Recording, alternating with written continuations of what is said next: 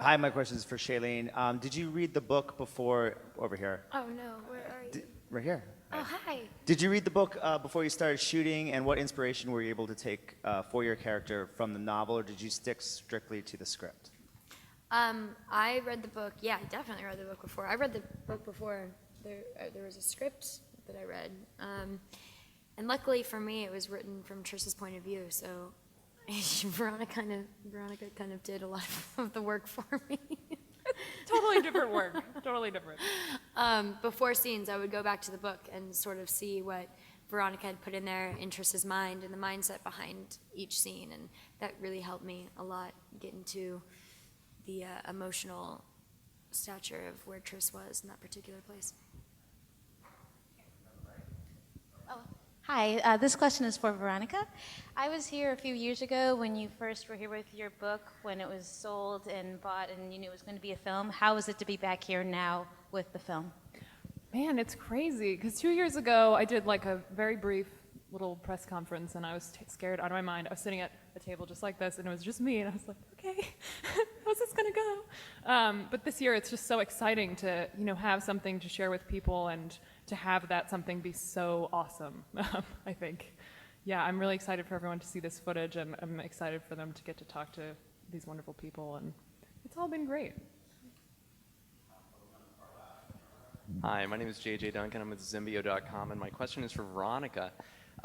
One of the main things about the concept that jumps out to me is that in my high school, as in a lot of high schools, all the tables are sort of divided up at lunch tables, and the Divergent idea kind of struck me as similar to the high school being divided up like that. What table did you sit at in high school? Oh, what a question. My high school wasn't one of those like easily dividable high schools. I was a nerd, I guess. Yeah.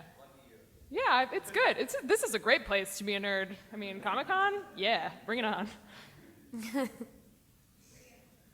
Hi, this is Katie with Monday Moms, and I have a question for Shailene and for Theo. What is something that you guys admired about the characters you both played?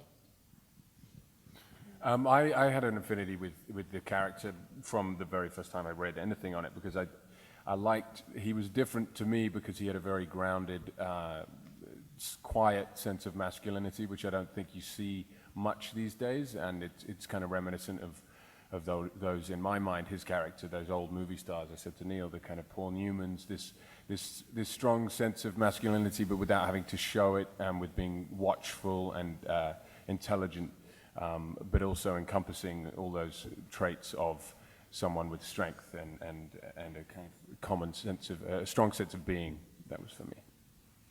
I really admire Trish's sense of selflessness.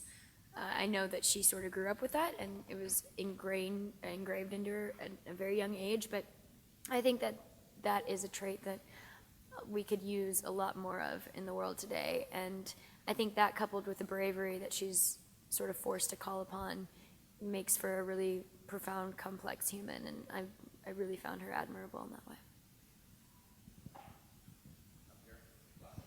Hi, Sarah Kizak with the MacGuffin podcast.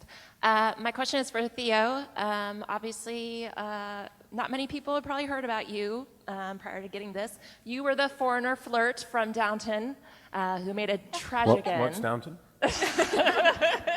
So what was it like coming into this with, really you weren't on anyone, at least fan-wise, radar for this character?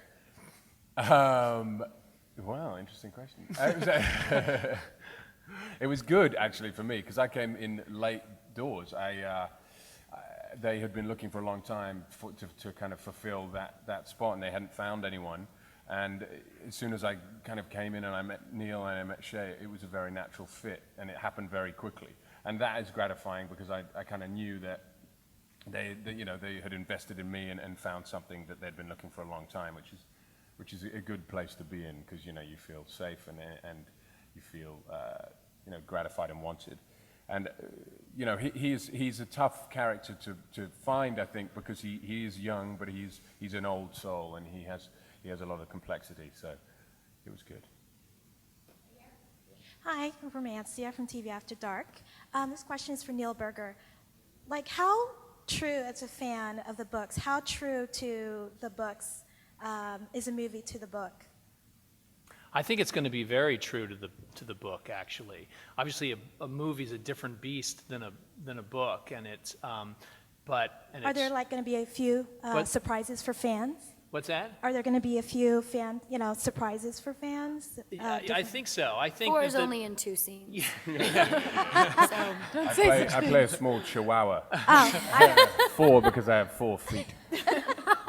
No, but I think that was the great challenge of making this movie, was to try to fit as much of the book into it, because there's so many characters in the book that are, that have their function in the book and that are kind of beloved, and so many great set pieces, and too many really to fit into a movie. But we really worked hard to squeeze them all in and to kind of come up with an idea for a movie that was, even more fast-paced than usual and more kind of denser than usual, with so many, there's 3 villains, and there's, she's got a whole set of, friends, and there's her relationship with her parents and her relationship with Janine Matthews, and with, it's real, there's a lot going on in the book, and there's going to be a lot going on in the movie, and that was the real, so it's very faithful to it. Obviously, certain things are kind of smoothed out or combined to make them, so there's sort of one kind of essential dramatic journey